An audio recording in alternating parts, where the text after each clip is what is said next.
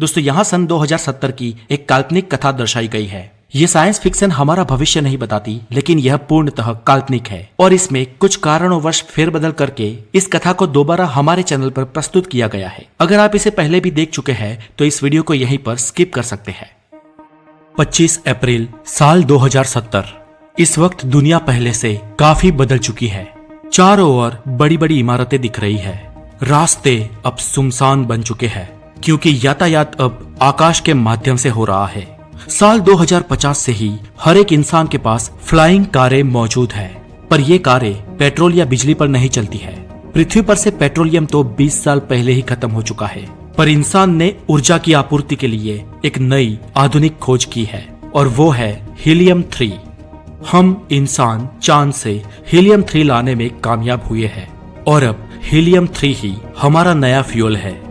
पृथ्वी के आसपास बहुत सारे स्पेस स्टेशंस और अंतरिक्ष होटलें खड़ी है और इंसान अब एंटरटेनमेंट के लिए वर्चुअल रियलिटी का उपयोग करता है। इस टेक्नोलॉजी से कोई भी फिल्म या कोई भी पुराना वीडियो इंसान रियल लाइफ में महसूस कर सकता है और इस सुपर एडवांस वर्चुअल रियलिटी का उपयोग बहुत ही पैसे वाले लोग ही करते हैं। इसके लिए इंसान के दिमाग में एक छोटा सा हॉल करके उसके अंदर न्यूरो सेल्स फिट किए जाते हैं और इन न्यूरो सेल्स के माध्यम से किसी भी वर्चुअल फिल्म को या अपने खुद के पुराने वीडियोस का इंसान उसके वास्तविक रूप में अनुभव कर सकता है। सिस्टम अब बहुत एडवांस बन चुकी है। बाइनरी कंप्यूटर्स को तो सालों पहले श्रद्धांजलि दे दी गई थी। उसके बाद क्वांटम कंप्यूटर्स ने सालों तक राज किया और फिलहाल सुपर क्वांटम कंप्यूटर्स का जमाना है। मोबाइल फोन्स भी अभी खत्म हो चुके हैं और अभी हाथ और अंगूठे पर लगाई चिप्स के जरिए इंसान एक दूसरे से बात ही कर सकते हैं। अगर कोई ऑनलाइन शॉपिंग करे तो ड्रोन के माध्यम से बस 10 मिनट में वस्तु उसके घर पहुंच जाती है। इंसान ने आमतौर पर मजदूरी वाला काम सालों पहले करना छोड़ दिया था और अभी इंसान का काम सुपर रोबोट्स कर रहे हैं और मशीनों की इस दुनिया में इंसान अकेला पड़ गया है। और ऐसा ही एक अकेला इंसान है जॉन रॉबिन्सन। ये जॉन रॉबिन्सन यानी आज की इस आधुनिक दुनिया का सबसे अमीर इंसान। जॉन की एक बड़ी कंपनी ह्यूस्टन में स्थित है और उसकी कंपनी इन मशीनरीज के लिए हार्डवेयर और सॉफ्टवेयर बनाती है। जॉन भी एक रोज फैमिली मैन हुआ करता था, पर आज से करीब 15 साल पहले उसकी पत्नी का देहांत हो गया था और तब जॉन की उम्र करीब 35 साल थी और आज वो 50 साल का हो चुका है। और कोइंसिडेंसली आज जॉन की वेडिंग एनिवर्सरी भी है और आज उसे अपनी पत्नी की बहुत याद आ रही है।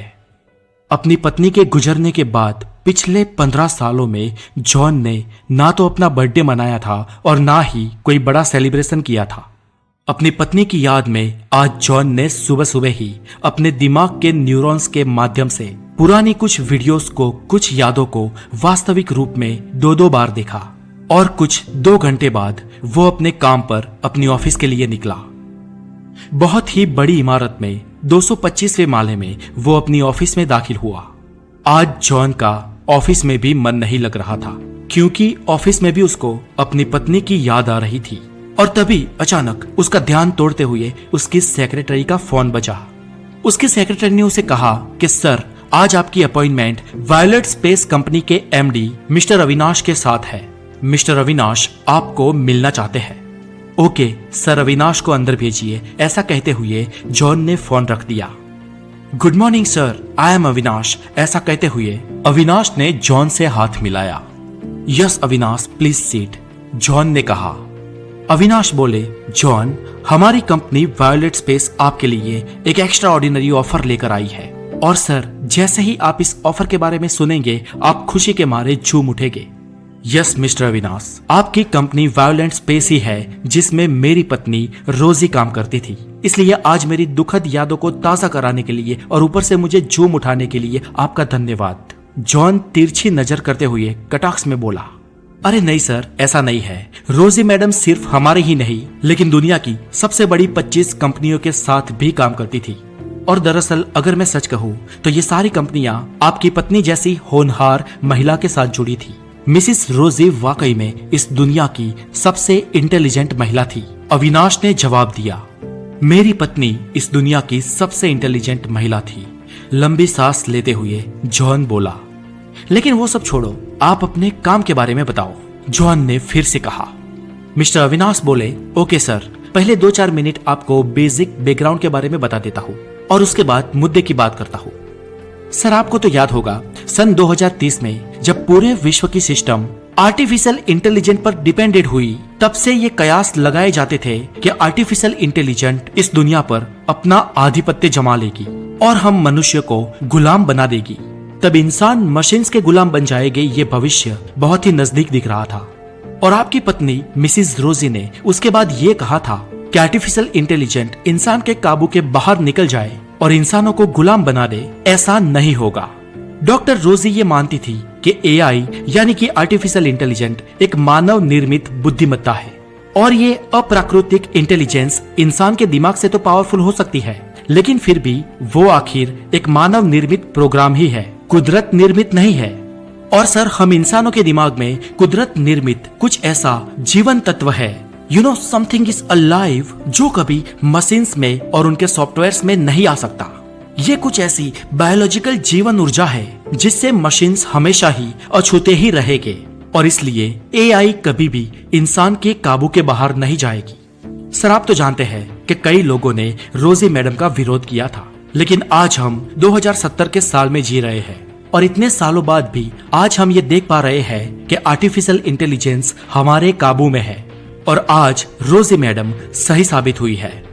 सर, हम इंसान अपनी बुद्धि से इतने विकसित हुए हैं और हम रोबोट्स और मशीन्स पर आधिपत्य जमाने के लिए ही जन्मे हैं। इसलिए सर, हमें कुछ नियमों में अब छूटछाट लेनी चाहिए और हमारी आज की टेक्नोलॉजी को और ज्यादा विकसित करना चाहिए।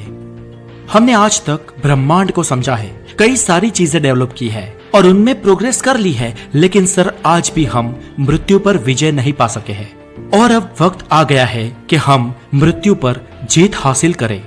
सर, अगर हम सब कुछ कर सकते हैं तो किसी मरे हुए इंसान को जिंदा क्यों नहीं कर सकते? अविनाश एक जोश के साथ बोले। मतलब आप कहना क्या चाहते हैं अविनाश? जॉन आश्चर्य से बोले। सर, मैं बात को ज्यादा घुमाऊंगा नहीं। मैं अगर सीधी बात करूं तो हम मिसिज रोजी को जिंदा करना चाहते हैं, हम उन्हें वापस लाना चाहते हैं। सॉफ्टवेयर इंडस्ट्री को उनकी जरूरत है और सर आपको भी। No, it's impossible. ऐसा कैसे हो सकता है? जॉन उग्र होकर बोले। सर, हमने सालों की मेहनत के बाद इस इम्पॉसिबल काम को पॉसिबल कर दिखाया है। हमने हाई फ्रीक्वेंसी स्पिरिट इंजन को तैयार किया है और जैसे कि हम सब जानते हैं, यह ब्रह्मांड स्पेस टाइम की एक चादर से बना है और इस चादर के बीच ऑब्जेक्ट जितना मैसिव होगा वो उतना ही गहरा गड्ढा बनाएगा और इस स्पेस टाइम के गड्ढे में समय और प्रकाश दोनों कर्व हो जाते हैं। और सर, हमारा ये नया मशीन स्पेस टाइम को काफी हद तक मरोड़ देगा और तब एक छोटा सा नैनो ब्लैक होल पैदा होगा। सर, जैसे ही हम इस ब्लैक होल में कोई इंफॉर्मेशन इनपुट करेंगे, ये ब्लैक होल एक आत्मिक फ्रीक्वेंसी को आउटपुट करेगा और ये सब हॉकिंग्स रेडिएशन सिद्धांत पे होगा। सर, हम ये मानते हैं कि ये जो नैनो ब्लैक होल जो हमें आत्मिक एनर्जी या आत्मिक फ्रीक्वेंसी का आउटपुट देगा, वो किसी मरे हुए इंसान की आत्मिक फ्रीक्वेंसी होगी। सर, पूरा ब्लूप्रिंट तैयार है, पूरी थियरी तैयार है। आज तक ऐसा किसी ने किया नहीं है, लेकिन हम आज ये करने जा रहे हैं। अविनाश ये कहते हुए बहुत ही उत्साहित थे। मिस्टर अविनाश, मुझे आपकी बात पर विश्वास ही नहीं हो रहा। क्या मैं अपनी वाइफ को वापस देख पाऊंगा? पर आखिरकार वो कैसे? और अब तो उसका शरीर भी नष्ट हो चुका है और आप जिस आत्मिक फ्रीक्वेंसी की बात कर रहे हैं जिसे नैनो ब्लैक होल आउटपुट करेगा, वो रोजी की ही होगी, ऐसा आप कैसे कह सकते हैं? जॉन के मन में अब अपनी पत्नी रोजी को मिलने की महत्वाकांक्षा जाग उठी थी। सर, मैडम रोजी खुद एक आर्टिफिशियल इंटेलिजेंट एक्सपर्ट थे और उन्होंने अपनी आत्मिक फ्रीक्वेंसी पर बहुत काम किया था और उन्होंने इसे एक जगह पर स्टोर कर भी रखा था। सर, आपकी वाइफ की वॉइस फ्रीक्वेंसी, उनकी हार्ट बीट्स, उनकी डीएनए प्रिंट, उनकी रेटिना और सबसे खास उनकी मेमोरी, ये सारी चीजें एक सुपर स्टोरेज में सेव करके रखी हुई है और हम उस नैनो ब्लैक होल में इसी इंफॉर्मेशन को डालेंगे। सर, आप विश्वास रखिए, उसमें से जो आउटपुट निकलेगा वो मैडम रोजी की ही आत्मिक फ्रीक्वेंसी होगी। सर, इस फ्रीक्वेंसी को हम एक क्वांटम कंप्यूटर में सेव कर लेंगे और ये क्वांटम सुपर कंप्यूटर ही रोजी मैडम होगे। क्या वाकई में ऐसा हो सकता है? रोजी उस कंप्यूटर में आ सकती है और मैं अपने दिमाग के न्यूरॉन्स उस कंप्यूटर के साथ कनेक्ट करके रोजी को मिल सकता हूँ? जी सर, ठीक ऐसा ही होगा। और सर इसके लिए हमें एक पूरी सिस्टम बनानी होगी और ये नैनो ब्लैक होल क्रिएट करने के लिए हमें बहुत सारे पैसों की जरूरत है। लगभग आपकी संपत्ति के 75% हिस्से की हमें आवश्यकता है सर। पर आप चिंता ना करें, ये पैसे इस टेक्नोलॉजी के आ जाने के बाद हम कमा लेंगे। और एक बात कि ये नैनो ब्लैक होल पूर्णतः नियंत्रित है और इस पर हमारा टोटल कंट्रोल होगा, अविनाश ने हाथ आगे करते हुए बताया। जॉन ने अविनाश के साथ हाथ मिलाया और अपनी हामी भरी। प्रयोग का दिन। लोग उत्साहित हो चुके थे। दुनिया के सभी न्यूज चैनल में एक ही बात चल रही थी कि हम इंसान मृत्यु पर विजय पाने जा रहे हैं और आज इंसानियत पहली बार किसी मरे हुए इंसान को जिंदा करेगी। और वहां ह्यूस्टन शहर की एक अत्याधुनिक लेबोरेटरी में यह प्रयोग शुरू हुआ। सुबह 9 बजे से शुरू हुआ यह प्रयोग शाम को 5 बजे तक चला। जॉन बाहर ही खड़े थे। कुछ देर बाद वैज्ञानिकों ने इस नैनो ब्लैक होल में से एक आत्मिक फ्रीक्वेंसी को बाहर आते हुए महसूस किया। अविनाश ने तात्कालिक जॉन को बुलाया। जॉन अंदर गए और जॉन के दिमाग के न्यूरॉन्स को सुपर क्वांटम कंप्यूटर के साथ कनेक्ट किया गया। जॉन अब क्वांटम कंप्यूटर की आभासी दुनिया में थे। जॉन ने इस दुनिया में यहाँ वहां देखा, उन्हें कुछ नजर नहीं आया, लेकिन कुछ देर बाद सामने से एक रोशनी और आवाज आती हुई सुनाई दी। ओह माय रोजी! जॉन आश्चर्यचकित थे। डार्लिंग, मैं तुम्हें सालों बाद देख रहा हूं, मुझे अपनी आंखों पर विश्वास ही नहीं हो रहा। जॉन को सामने रोजी की ही लेकिन एक धुंधली आकृति दिखाई दे रही थी, पर यह आकृति उन्हें दुखी लग रही थी, बेहद दुखी। डियर, क्या हुआ? तुम इतनी दुखी क्यों लग रही हो? जॉन ने रोजी का हाथ पकड़ते हुए कहा। जॉन, ये तुमने क्या किया? तुम्हें ऐसा नहीं करना चाहिए था, रोजी बड़े ही दुखी स्वर में बोली। क्यों? मैंने ऐसा क्या किया है? मैं तो आज तुम्हारी इस मौजूदगी से खुश हूँ, जॉन ने रोजी से कहा। तब रोजी ने यह जवाब दिया कि तुमने आज कुदरत के नियम को तोड़ा है। लेकिन रोजी, मैंने ये सब कुछ तुम्हारे लिए किया, क्या तुम इस दुनिया में वापस आकर खुश नहीं हो? जॉन ने पूछा। जॉन, तुम्हें पता ही नहीं कि तुमने क्या कर दिया है। 15 साल पहले जब मेरा निधन हुआ, तब मैं इस संसार की सारी मोह और माया को छोड़कर चल बसी थी और मुझे पता नहीं कि उस 15 सालों में मैं कहाँ थी और आगे कहाँ होंगी। पर कुदरत के नियमों के अनुसार मुझे आगे बढ़ना था और मेरी आत्मिक गति निश्चित थी, किंतु तुमने मुझे यहाँ बुलाकर इस गति में अवरोध पैदा किया है। और ये सब तो ठीक है, लेकिन जॉन, तुमने एक बहुत ही बड़ी गंभीर भूल की है। मैंने भूल की है? रोजी, ऐसा तो क्या किया है मैंने? जॉन उग्र स्वभाव से बोला। जॉन, तुम्हें पता है, जब मैं जिंदा थी तब मैंने कहा था कि ये आर्टिफिशियल इंटेलिजेंस, रोबोटिक कंप्यूटर्स और ये रोबोट्स कभी इंसान को गुलाम नहीं बना सकते। वो हमें कभी अपनी बंदिशों में नहीं बांध पाएंगे। पता है मैंने ऐसा क्यों कहा था? क्योंकि कुदरत ने हम इंसानों के दिमाग में कुछ ऐसा दिया था जो इन सॉफ्टवेयर्स और मशीनों में नहीं था और जो शायद कभी आ भी नहीं सकता था। हम इंसानों को कुदरत ने कुछ जीवन तत्व दिया था। और जॉन, तुम्हें पता है वो जीवन तत्व क्या है जो हम इंसानों को मशीन से अलग करता है? वो है खुद के होने का एहसास, खुद के अस्तित्व का एहसास। हमारे अस्तित्व का एहसास ही है जो हमें अलाइव बनाता है और ये एहसास इन मशीन्स में कभी नहीं आएगा, ऐसा मैं मानती थी।